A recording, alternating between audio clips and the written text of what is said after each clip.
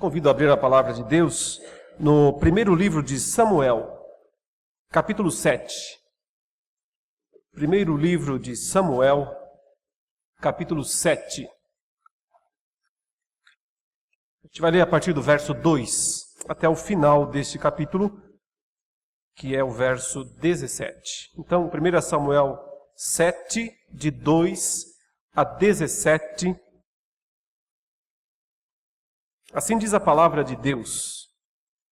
Sucedeu que, desde aquele dia, a arca ficou em Kiriat Jearim. E tantos dias se passaram que chegaram a 20 anos. E toda a casa de Israel dirigia lamentações ao Senhor. Falou Samuel a toda a casa de Israel, dizendo: Se é de todo o vosso coração que voltais ao Senhor, tirai dentre vós os deuses estranhos e os astarotes, e preparai o coração ao Senhor, e servi a Ele só, e Ele vos livrará das mãos dos filisteus. Então os filhos de Israel tiraram dentre si os Baalins e os astarotes, e serviram só ao Senhor. Disse mais Samuel: Congregai todo o Israel em Mispa, e orarei por vós ao Senhor. Congregaram-se em Mispa, tiraram água e a derramaram perante o Senhor. Jejuaram aquele dia e ali disseram: Pecamos contra o Senhor. E Samuel julgou os filhos de Israel em Mispa. Quando, pois, os filisteus ouviram que os filhos de Israel estavam congregados em Mispa, subiram os príncipes dos filisteus contra Israel. O que, ouvindo os filhos de Israel, tiveram medo dos filisteus. Então disseram os filhos de Israel a Samuel: Não cesses de clamar ao Senhor nosso Deus por nós, para que nos livre da mão dos filisteus. Tomou, pois, Samuel um cordeiro que ainda mamava e o sacrificou em holocausto ao Senhor. Clamou Samuel ao Senhor por Israel, e o Senhor lhe respondeu. Enquanto Samuel oferecia o holocausto, os filisteus chegaram à peleja contra Israel.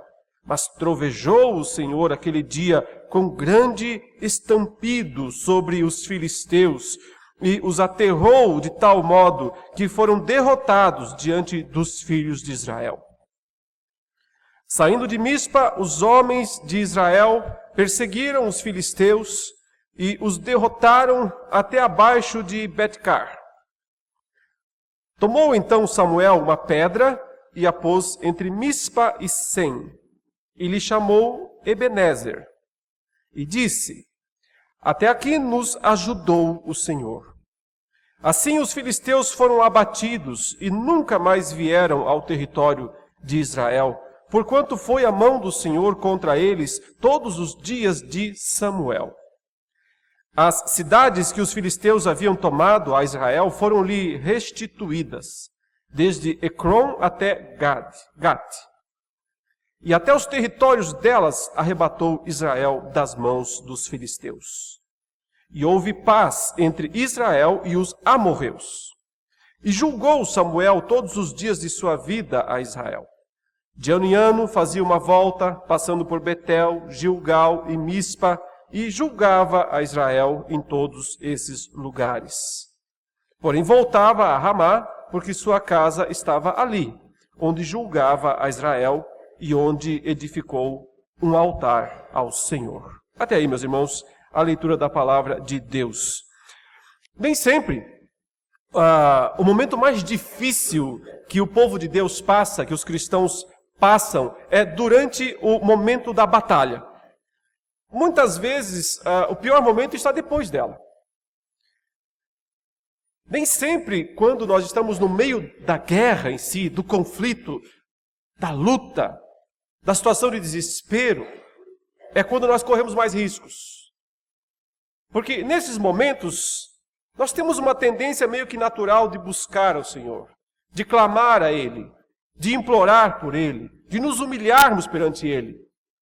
Porque estamos enfrentando a luta, o problema, a situação difícil, então nós precisamos que Ele faça alguma coisa. Então nós buscamos, nós nos arrependemos, nós nos humilhamos. Mas muitas vezes, depois que passa a tempestade, depois que passa o turbilhão, depois que as coisas se estabilizam, é aí que vem o problema. É aí que vem a real dificuldade. Porque muitas vezes, então, nós começamos a relaxar. A não nos preocupar mais tanto com as coisas de Deus. A repensar, a fazer novas contas sobre o que passamos. E começamos a pensar como é que a gente pode evitar, de repente, novamente, aqueles problemas. Mas o evitar, muitas vezes, ou às vezes, pode significar um afastamento de Deus. Justamente pelo medo de enfrentar novamente provações, nós vamos esfriando, nos afastando, diminuindo o ímpeto, e aí que vem de fato o problema. Olha como termina essa história aqui. É o grande momento daquela expressão usada frequentemente na igreja, dá nome para a igreja, dá nome para acampamento, dá nome para um monte de lugares, Ebenezer. Ebenezer. Literalmente significa pedra de ajuda. Foi uma pedra que Samuel levantou entre Mispa e Sem, após a estrondosa vitória que o povo de Deus obteve contra os filisteus, porque o Senhor agiu. Porque o Senhor interveio. Samuel estava lá orando, e o povo estava em batalha, e o Senhor deu a vitória. E então Samuel ergueu a pedra e chamou a pedra de Ebenezer. Ele disse, até aqui nos ajudou o Senhor. Um marco, portanto. Mas logo em seguida, ou alguns anos depois, aconteceria uma das maiores mudanças em toda a história do povo de Israel. Israel passou por 3 ou 4 grandes momentos de mudança nacional. A gente pode lembrar, por exemplo, daquele período em que estava no Egito, e o Senhor tirou o povo do Egito, levou para Canaã. Isso foi uma grande mudança, né? Saiu de um estágio e foi para outro. A gente pode lembrar de um outro momento mais lá na frente, no futuro, quando Israel perdeu a terra, então, e foi levado para o exílio, para o cativeiro babilônico. E aquilo também significou uma grande mudança no modo de ser da nação.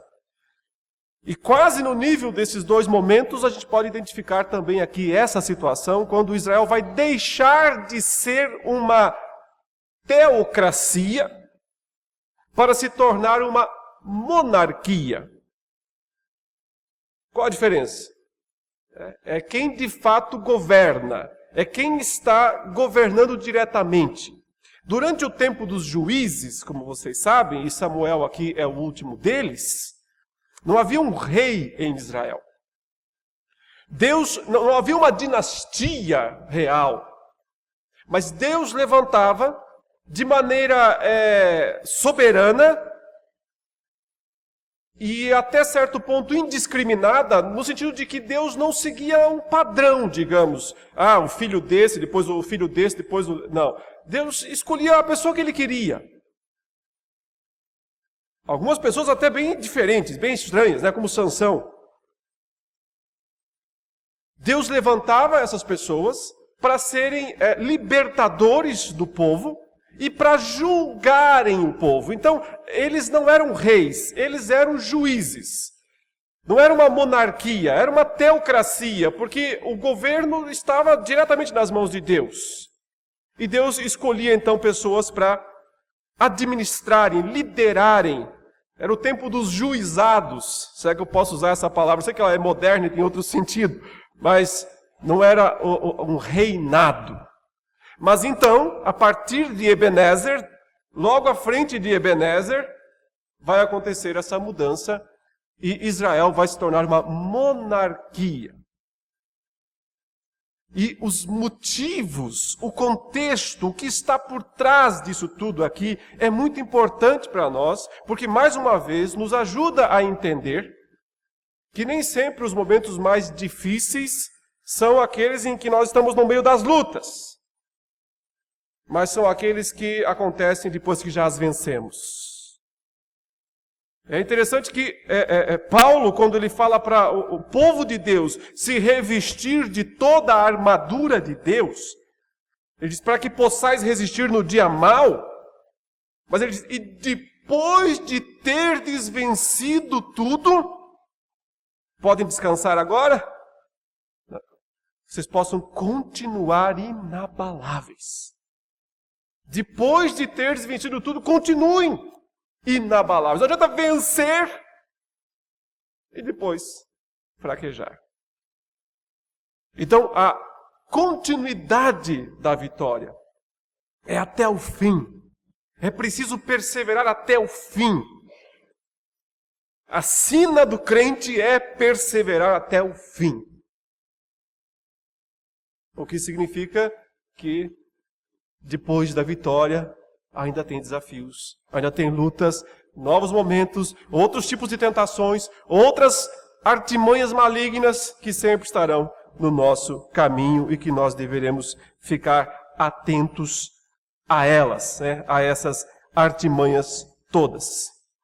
Veja que esse capítulo, então, e eu, na verdade, vou expor mais o próximo agora, o 8, mas esse capítulo 7 é muito importante para nós entendermos todo esse contexto, essa grande vitória, e o texto faz questão de narrar que a vida de Samuel foi irrepreensível nesse sentido. Ele foi um excelente juiz, um excelente instrumento de Deus para a manutenção do povo, para a preservação do povo, para a vitória do povo. Mas, evidentemente, também deixou a desejar em vários aspectos. E um dos aspectos que aparece aqui no contexto, né, é que Samuel não resolveu o problema da Arca da Aliança. A Arca da Aliança estava com os filisteus, mas voltou para Israel.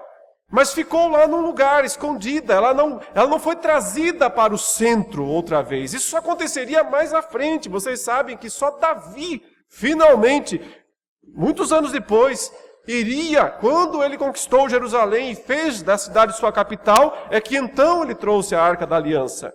Então, provavelmente uma das inquietações do povo, um dos descontentamentos do povo de Israel com o juiz Samuel, poderia ser essa questão de que ele não resolveu, não tratou a questão da Arca da Aliança nesse tempo. Obviamente porque ele sabia que não era função dele. Deus não havia concedido a autorização para que ele fizesse isso. Mas aí então vai surgir um problema mais palpável, um problema mais claro, que vai servir de motivo para que Israel peça um rei. E aí nós temos que ler o capítulo 8 para entendermos isso, ou pelo menos uma parte do capítulo 8. Observe aí o verso 1. Diz, tendo Samuel envelhecido, constituiu seus filhos por juízes sobre Israel. O primogênito chamava-se Joel e o segundo Abias, e foram juízes em Berseba. Porém, seus filhos não andaram pelos caminhos dele. Antes, se inclinaram à avareza e aceitaram suborno e perverteram o direito.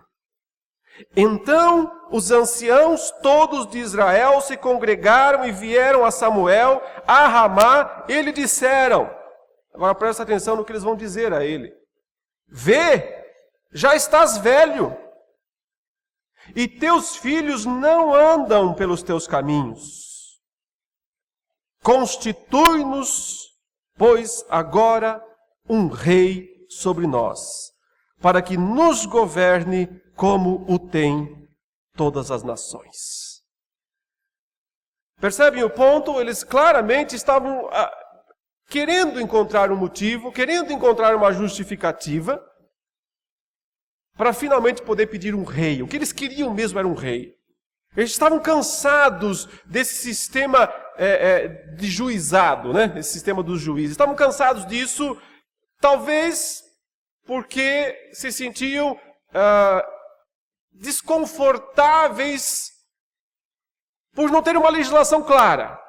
Eles nunca sabiam quem ia ser o próximo juiz.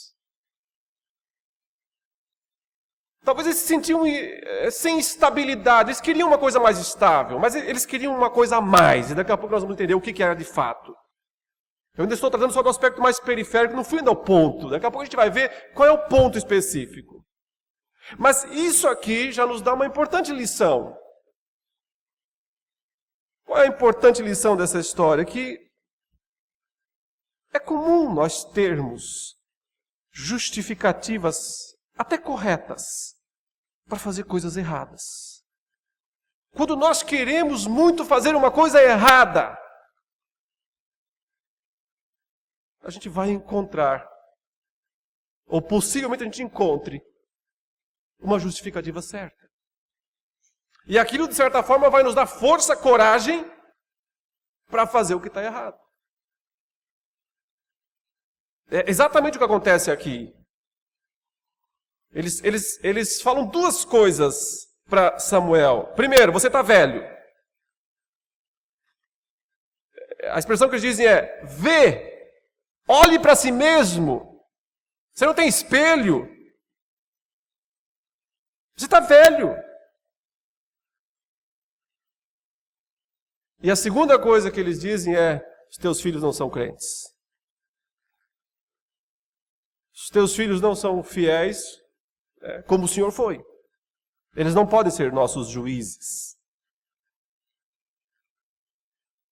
Vamos analisar um pouquinho essas duas justificativas aqui, né? Você está velho, aqui é usada como uma coisa pejorativa. Enquanto que frequentemente a Bíblia mostra a velhice como uma coisa positiva. Sabedoria. Eu sei que nem todo idoso é sábio. Não é lógica, não é 100%. Pode acontecer de não ser.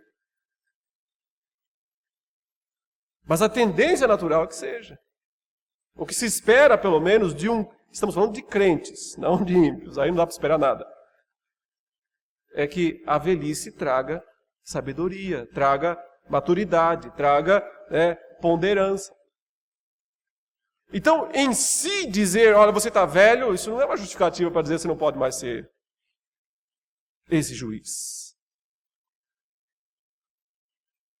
E a segunda, ela parece mais justa, porque eles dizem, os teus filhos não andam nos teus caminhos.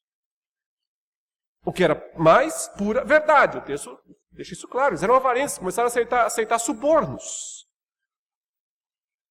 Mas a pergunta que tem que ser feita é: isto justificava a mudança de teocracia para monarquia?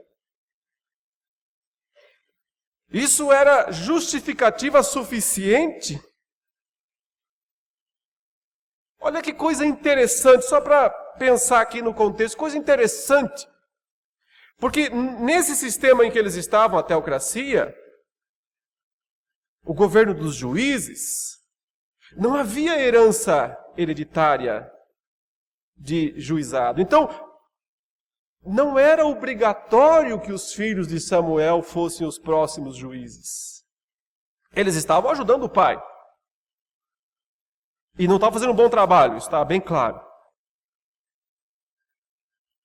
Mas não significava que um deles seria o próximo juiz. Porque nesse sistema Deus poderia, e provavelmente faria, aqui é puramente hipotético, escolher outra pessoa de qualquer outro lugar, como ele fez antes. Mas se eles estivessem já na monarquia, um dos filhos seria o rei. E eles não teriam nada o que fazer. Eles não teriam recurso nenhum. Então, na verdade, a justificativa que eles estão usando está contra eles mesmos. Mas eles não percebem, porque ela parece justa. No primeiro momento, ela parece perfeita. Então, uma coisa que tem que sempre ter cuidado é que nós temos muita facilidade de encontrar motivos, de encontrar justificativas para fazer as coisas que não agradam a Deus. As coisas erradas.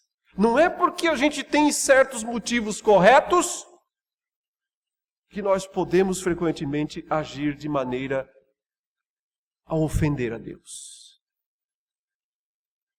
E o ponto específico aqui é que exatamente isso foi uma ofensa a Deus. E por que foi? Por que foi uma ofensa direta a Deus? Vamos ver o restante. Verso 6. Porém, esta palavra não agradou a Samuel, quando disseram: dá-nos um rei para que nos governe. Então Samuel orou ao Senhor. Disse o Senhor a Samuel: atende a voz do povo em tudo quanto te diz, pois não te rejeitou a ti, mas a mim, para eu não reinar sobre eles. Para eu não reinar sobre eles. Então, aqui está o ponto, né? O motivo pelo qual isso foi tão ofensivo a Deus. Tem uma expressão aqui importante, e ela vai ser repetida mais uma vez, por isso eu vou ler o texto até o fim, e daqui a pouco voltar e fazer as considerações. Então, Deus fala, no verso 7, né? Atende, porque na verdade ele não te rejeitou a ti, mas me rejeitou a mim, para que eu não reine sobre eles. Segundo todas as obras que fez desde o dia em que o tirei do Egito até hoje. Pois a mim me deixou e a outros deuses serviu. Assim também o faz a ti. Agora, pois, atende a sua voz. Porém, adverte-o solenemente e explica-lhe qual será o direito do rei que houver de reinar sobre ele. Referiu Samuel todas as palavras do Senhor ao povo que lhe pediu um rei e disse: este será o direito do rei que houver de reinar sobre vós. Ele tomará os vossos filhos e os empregará no serviço dos seus carros e como seus cavaleiros, para que corram adiante deles. E os porá uns por capitães de 1000 e capitães de 50, outros para lavrarem os seus campos e ceifarem as suas messes, e outros para fabricarem suas armas de guerra e o aparelhamento dos seus carros. Tomará as vossas filhas para perfumistas, cozinheiras e padeiras. Tomará o melhor das vossas lavouras, das vossas vinhas e dos vossos olivais, e o dará aos seus servidores. As vossas sementeiras e as vossas vinhas dizimará, para dar aos seus oficiais e aos seus servidores. Também tomará os vossos servos e as vossas servas, e os vossos melhores jovens, e os vossos jumentos, e os empregará no seu trabalho. Dizimará o vosso rebanho, e vós lhe sereis por servos. Então naquele dia clamareis por causa do vosso rei que houverdes escolhido, mas o Senhor não vos ouvirá naquele dia. Porém o povo não atendeu à voz de Samuel e disse: não, mas teremos um rei sobre nós, para que sejamos também como todas as nações. Aqui está a questão primeira a ser analisada. 2 vezes eles dizem no texto: queremos um rei como as outras nações. Nós queremos ser iguais a elas. Só nós temos esse sistema de juízes aqui, essa coisa maleável, essa coisa que não é sólida, que não é clara. Todas as outras nações têm certinho lá o seu rei, né, estável, é confortável. Nós queremos ser igual às outras nações. Aqui está, então, meus irmãos, a raiz, uma parte, eu diria, da raiz do problema, porque ela vai se desdobrar numa segunda parte daqui a pouco, como eu tentarei mostrar, que é justamente essa ânsia que muitas vezes o povo de Deus tem em copiar os incrédulos, em copiar o mundo. A gente quer ter um rei como as outras nações, mas não percebe que quando alimenta esse pensamento, esse sentimento, está rejeitando a Deus. Porque pense agora mais uma vez em Israel. qual era o projeto desde o início? Qual era o projeto de Deus para Israel desde o início? Só mais uma nação? Só mais uma igual às demais? Talvez rica, próspera, tal, mas igual às outras? Qual era o grande plano de Deus? Diferença. Separação. Santidade. Vós sereis santos, porque eu, o Senhor, sou santo. Então o grande projeto, o grande plano de Deus era separar uma nação para que ela fosse diferente das outras nações, para que desse modo ele pudesse abençoar as outras nações. Uma nação bênção para as outras, mas uma nação bênção para as outras tem que ser uma nação diferente das outras. Não pode ser uma nação parecida, semelhante.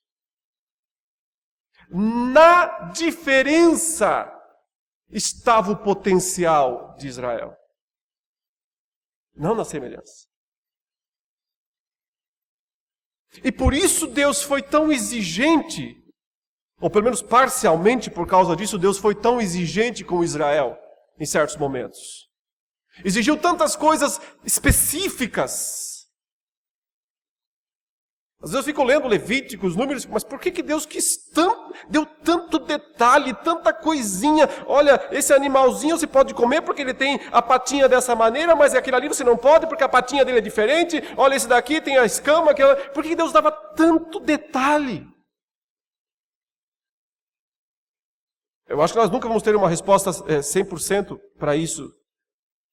Mas um dos aspectos parece ser justamente porque Deus queria um povo que seguisse leis diferentes.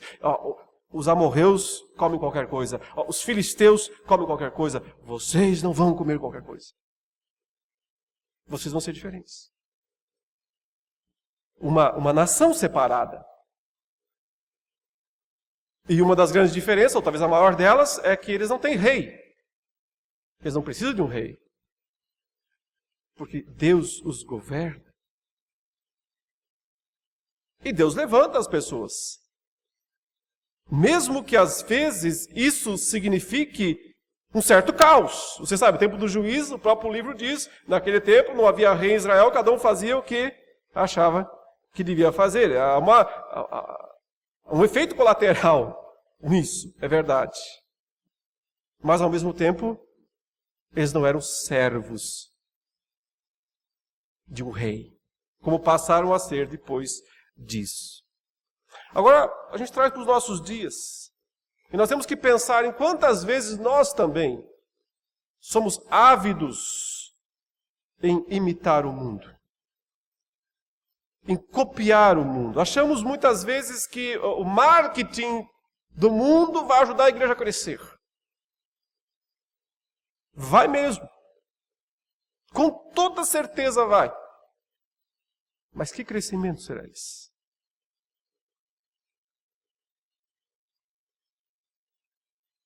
Achamos muitas vezes que se nós aplicarmos os recursos que o mundo tem, isso vai nos abençoar. Então importamos suas músicas, importamos suas técnicas, importamos tudo, achando que isso vai trazer bênção para nós. Será que vai mesmo? Quantas vezes? Mas essa talvez não seja a pior parte. O fato é que muitas vezes copiamos as famílias do mundo. Éramos para ser um tipo de família. Deus nos chamou para sermos um tipo de família específica.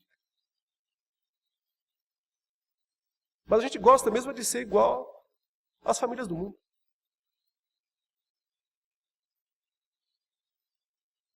Éramos para ter um tipo de comportamento no trabalho, no lazer.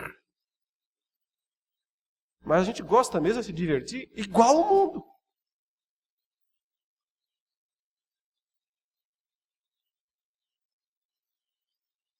Sempre que nós queremos ser amigos do mundo, o que diz a Bíblia que nós somos? em relação a Deus? Inimigos. Inimigos de Deus. O grande problema aqui foi, nós queremos ter um rei igual às outras nações. Mas vocês não são igual às outras nações. Eu não tirei vocês do Egito para ser igual a outras nações. Eu não fiz tantos sinais lá para vocês serem iguais às outras nações. Deus não investiu a vida de seu Filho Jesus na cruz para nós copiarmos o mundo. Para nós sermos iguais ao mundo. Ele nos chamou para que nós façamos diferença. Há um desdobramento aqui desse problema que eu queria que você observasse bem. Veja na resposta, depois que Samuel faz toda a descrição, olha, tudo bem, vocês querem um rei, Deus vai dar, mas ele vai tirar isso de vocês, ele vai dizimar os campos de vocês, ele vai separar os melhores jovens de vocês, ele vai fazer, vocês vão ser servos dele, tá? Tá claro? O que eles dizem? Tudo bem. A gente paga esse preço. Estamos dispostos a pagar esse preço. Por quê? Veja aí o que diz o verso 20. 19 disse, né? O povo não atendeu a voz de Samuel e disse, não, mas teremos um rei sobre nós. O verso 20 diz, para que sejamos também como todas as nações. O nosso rei poderá governar-nos. A gente entendeu? Tudo bem, ele pode fazer isso. Nós vamos ser servos dele. Tá bom, tá bom. Sair adiante de nós e fazer as nossas guerras. Percebeu? Aqui está a situação. O que é que de fato eles querem? Eles, lá no passado, tiveram vitórias, não tiveram? Grande vitória. Mas muitos riscos. Muitos riscos. Eles foram à guerra, eles lutaram, eles enfrentaram os filisteus. Eles tinham que largar os seus arados, largar as suas foices e ir lá e enfrentar o exército dos filisteus. Eles não querem mais isso. No fundo, essa questão, ela é pragmática. Ela é pragmática.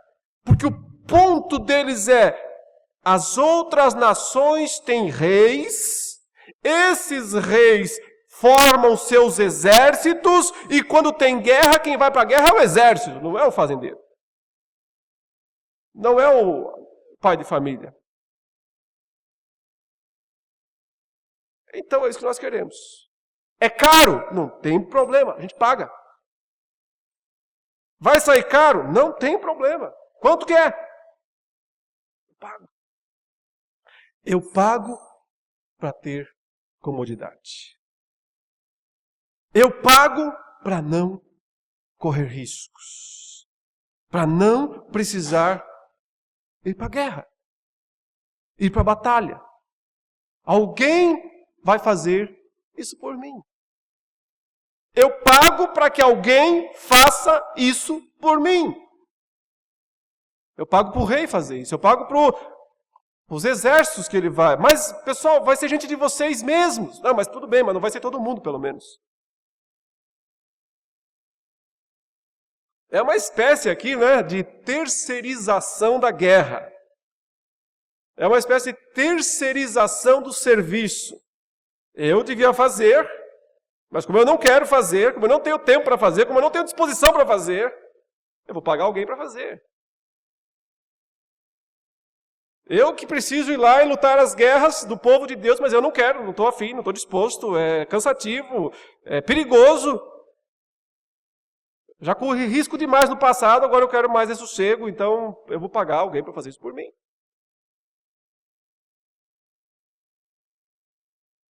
E isso é um problema, não só antigo, mas moderno também.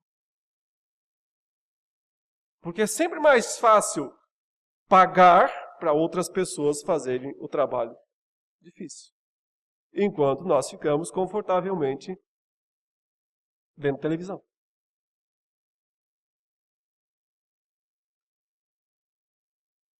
É mais fácil pagar evangelistas para irem pregar o evangelho do que nós pregarmos. Porque quando a gente paga, dá até para cobrar, não dá? A gente paga, pode cobrar. Ou é difícil cobrar da gente mesmo.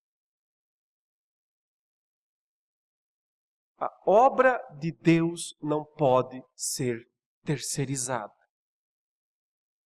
A obra de Deus, o que Deus quer que nós façamos, nós não podemos pagar outros para fazer. Isso não é absolutamente nada contra contribuir, mandar missionários. Isso tem que ser feito. Mas o ponto simples é que não adianta dar o dízimo, mandar oferta missionária, se nós não lutamos. Se no nosso dia a dia, se pessoalmente nós não lutamos. Se nós não nos envolvemos no trabalho. Naquele trabalho que Deus tem para nós, que não é necessariamente ir para a China. Pode ser que seja. Talvez não. O combate cristão, agora voltando para o Novo Testamento outra vez, o combate cristão é da igreja inteira. Ele não chamou poucas pessoas para irem à frente e lutarem contra as forças das trevas. Ele não chamou poucos para irem lá enfrentar. Ele disse, tomai toda a armadura de Deus, todos vocês, todo o povo de Deus. Nem que quiséssemos, conseguiríamos terceirizar essa guerra. Nem que quiséssemos.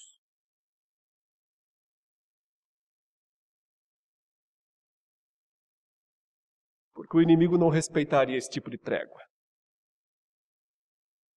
Então nós somos chamados a lutar, e todos nós somos, e não adianta, não há justificativa para terceirizarmos a obra de Deus. Agora, os dois últimos pontos aqui dessa mensagem, e eles são mais ou menos assim, dois lados da mesma moeda, né? Eles parecem um aspecto, duas afirmações paradoxais, mas eu entendo que elas se harmonizam, né, na grande soberania, no grande propósito soberano de Deus. Veja que, primordialmente, o que Deus faz é atender o pedido, dá o que eles querem. Eles querem um rei, dá o rei para eles. Vai lá e pode ungir o Saul, vai ser o belo rei que eles querem. E quando Deus está atendendo esta oração, pergunta, ele está abençoando o povo ou ele está julgando o povo? O que significa, nesse caso, uma resposta divina? Deus respondeu, eles queriam dizer sim. Então, um sim de Deus, em certas circunstâncias, em certas situações, não significa apenas bênção. Mas significa também juízo. Nem sempre, quando Deus atende uma insistente oração nossa, isso significa bênção para nós. Nem sempre. Não é porque Deus disse, peguem o rei que vocês querem, que vocês poderiam dizer, aleluia, Deus atendeu as nossas orações. Atendeu. Porém,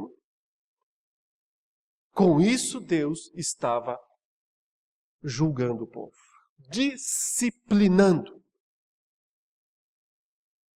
A disciplina de Deus é para o bem, mas ainda assim é dura. Ou porque é para o bem é que ela é dura. Aqui isso significou claramente juízo de Deus. E é interessante que o primeiro rei de Israel vai ser Saul, um homem escolhido, não é um dos filhos de Samuel, que eles estavam com tanto medo que fosse um dos filhos de Samuel. Não vai ser. Vai ser o Saul, que é um belo rei. Um belo de um rei. Do jeito que eles queriam. Fortão, imponente. Mas uma tragédia. Em termos de liderança, em termos de consistência, em termos de firmeza nas coisas de Deus. E é isso que Deus dá a eles, porque era isso que eles queriam. Nem sempre, quando Deus atende uma oração nossa, isso significa bênção para nós. Mas graças a Deus, isso é só a primeira parte. Isso é só a primeira parte dessa história. Porque, embora Saul tenha sido o primeiro rei, ele não estabeleceu a dinastia. Deus levantou depois de Saul outro rei. Esse sim, segundo o seu coração. O que não quer dizer que fosse um rei perfeito. O que não quer dizer, continuou sendo um rei que tirou rebanhos, que dizimou campos, que fez as coisas todas que tinham que ser feitas na monarquia. Mas ao mesmo tempo, foi o rei escolhido para estabelecer a grande dinastia que desembocaria no Rei dos Reis, no Senhor dos Senhores. Isso mostra aqui o Deus que usa um mal, uma situação mesmo de juízo, num primeiro momento, para juízo, pode depois transformá-la numa grande bênção. Pode depois encaminhá-la para alguma coisa grandiosa, gigantesca, que a gente não tem condição nem de visualizar. Ele pode usar nossas falhas, inclusive, para o cumprimento do seu plano. Porque embora o pedido de Israel para ter um rei fosse extremamente desagradável a Deus, porque o que eles queriam era um rei conforme as nações, estava no plano de Deus que Israel tivesse um rei, mas não um rei igual às outras nações. Estava sim no plano de Deus. E ele usou esse momento, ele usou essa situação para dar início ao cumprimento do seu plano soberano. Então aqui se revela, como em praticamente cada página da Bíblia, né? A complexidade dos planos, dos propósitos de Deus, a grandeza da sua soberania, da sua graça, os mistérios que o envolvem, sempre o envolverão, incompreensíveis para nós. Quem conheceu a mente do Senhor? Quem foi seu conselheiro? Inescrutáveis, né, são os seus caminhos. Incompreensíveis, em outras palavras. Incompreensíveis para nós, meros mortais. Mas aqui se revela. O primeiro rei seria para juízo do povo, Saul. Mas o segundo seria para dar impulso e desenvolvimento ao grande plano divino de redimir os homens. Isso significaria que a prometida semente da mulher, lá de Gênesis 3,15, finalmente se identificaria com uma dinastia real, uma família real, a família de Davi.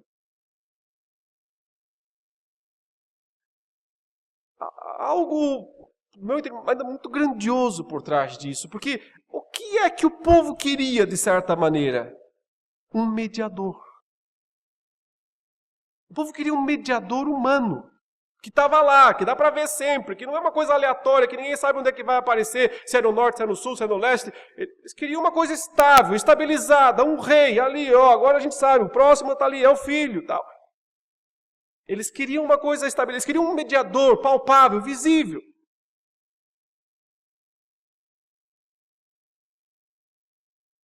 Eles não queriam mais ser uma teocracia, um governo direto de Deus. E, num primeiro momento, ao conceder isso, ou seja, ao dar o rei que eles queriam, Deus estava julgando o povo e punindo o povo por seus pecados. Mas, em última instância, Ele estava provendo o caminho para o verdadeiro mediador. O verdadeiro mediador entre o Deus e os homens. que em 1 Timóteo 2,5 Paulo diz que é Jesus Cristo, homem. O verdadeiro homem, o verdadeiro rei, o verdadeiro mediador. Então aprendemos, meus irmãos, com essa passagem, que nem sempre o momento mais duro, mais complicado, é aquele em que nos encontramos no meio do conflito da batalha. Pode ser o que vem depois. É preciso continuar firmes, inabaláveis, depois de ter vencido as primeiras batalhas, as primeiras lutas. É preciso não deixar a inquietação, muitas vezes, tomar conta do coração. O medo de passar pelas mesmas lutas, pelos mesmos problemas, pelas mesmas provações, frequentemente pode levar as pessoas a arrefecerem seu ímpeto. Vou viver uma vidinha aqui mais ou menos, porque o inimigo não me ataca muito. Mais ou menos isso. Mas nós somos chamados a estarmos na frente. Custe o que custar. Somos chamados a lutar as batalhas de Deus, as guerras de Deus, custe o que custar. Nós somos chamados a confiar em Deus. Mesmo que às vezes Ele não responda a nossa oração. Porque nem sempre quando Ele responde é porque Ele está nos abençoando.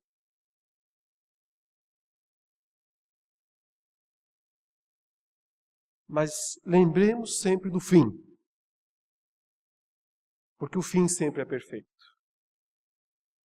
Porque no fim todas as coisas cooperam para o bem daqueles que amam a Deus. Mesmo as más. Até mesmo o juízo de Deus, a disciplina de Deus sobre a nossa vida. Porque os planos dele são perfeitos. Que Deus nos ajude.